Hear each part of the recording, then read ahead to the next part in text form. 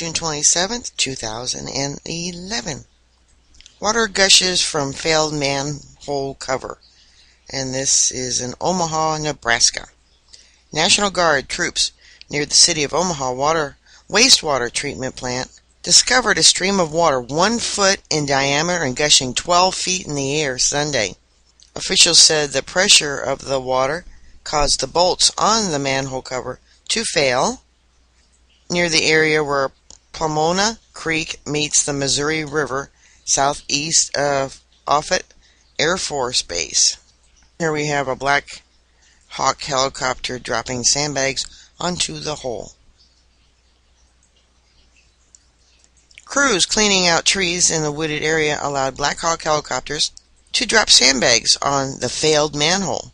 Workers were also building a road to the area to bring in heavy equipment. Officials said pumps will also be brought in to remove the treated wastewater that is escaping. Yummy. Officials said at least 3 other manhole covers are being held down by pallets of sandbags as a way to counteract the pressure. The plant treats about 60 million gallons of water each day. That amount jumps to more than 100 million during rain events. It serves Omaha customers west of 50th Street. Levees surrounding the plant are maintained by the Papio Missouri River Natural Resource District.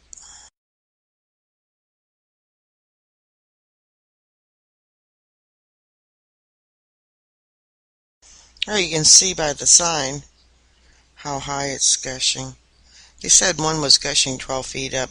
This is raw sewage coming from the water treatment plant out of the manhole.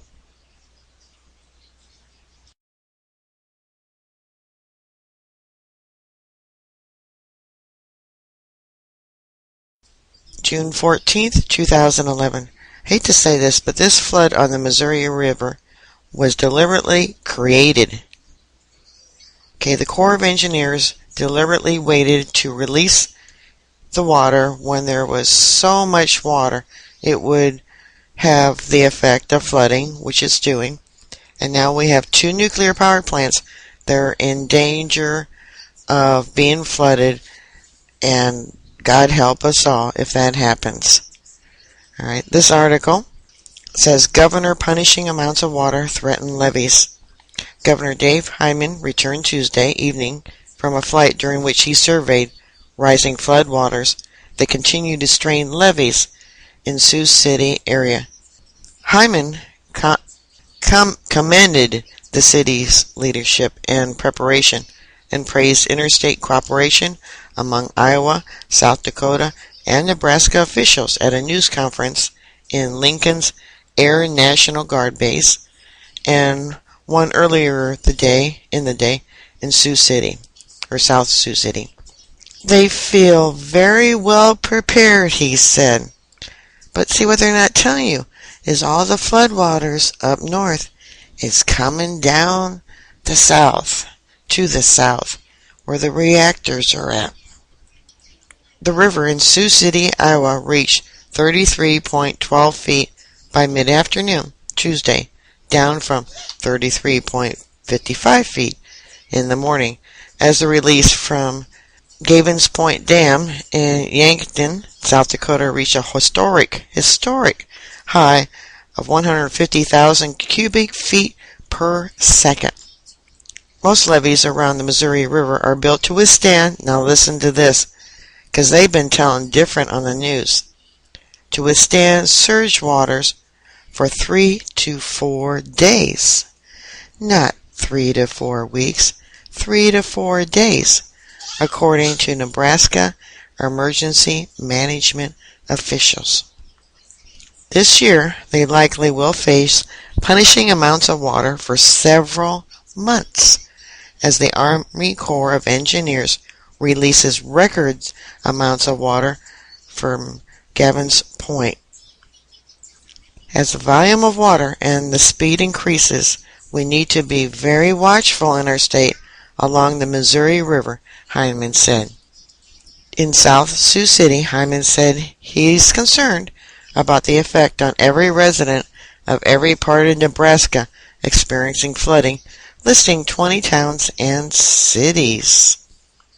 But they didn't mention the nuclear power plants.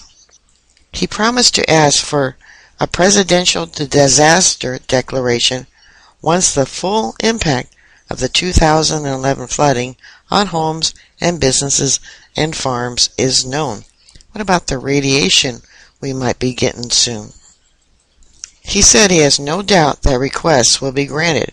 Federal government money would flow to aid Nebraska.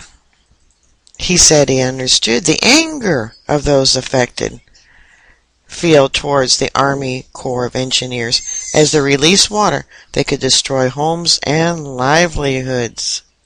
How about lives? Hyman said he will look to Congress to address future flooding management situations. Al Burt, Assistant Director to the Nebraska Emergency Management Agency, said the state has $12 million emergency fund that can be tapped. My focus is on protecting the lives of our citizens, property, and critical infrastructure. Let's see, power and water. Hyman said in response to the question about the cost of the flooding, we're going to be thoughtful and careful when it comes to funds. We're not going to spare a dollar when it comes to saving lives of our citizens. Now you remember that he said that. About a dozen Nebraska National Guard members are monitoring the levees in South Sioux City around the clock, Brigadier General Judd Lyons said.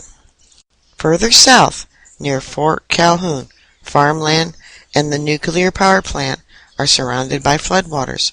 Hyman said the power plant is offline for routine maintenance. Right. We know they had a fire. The question is, was the fire created by floodwaters coming up through the ground behind all the sandbags they got? As Arnie Gunderson said, sandbags and nuclear power plants don't seem to mix. In Omaha, floodwaters continue to creep towards Epley Airfield and the Omaha Correction Center. Hyman wasn't concerned about the College World Series, which begins at DT Ameritrade Park near the river over this weekend. From the air, I don't envision a problem, Hyman said. I plan on being in the stands come Saturday. I hope he's wearing a life preserver. How it's coming up is a mystery to us. That's what we're trying to find the answers to. Roger Dixon, president of the Metropolitan Entertainment and Convention Authority, told Omaha television station KETV. Omaha officials are concerned that more than 2 inches of rain could cause the sewer system to back up further. Hyman said he hopes the weather holds until the series is going on. All right. Well, we'll bookmark our site. I'll keep you up to date. Stay safe and God bless.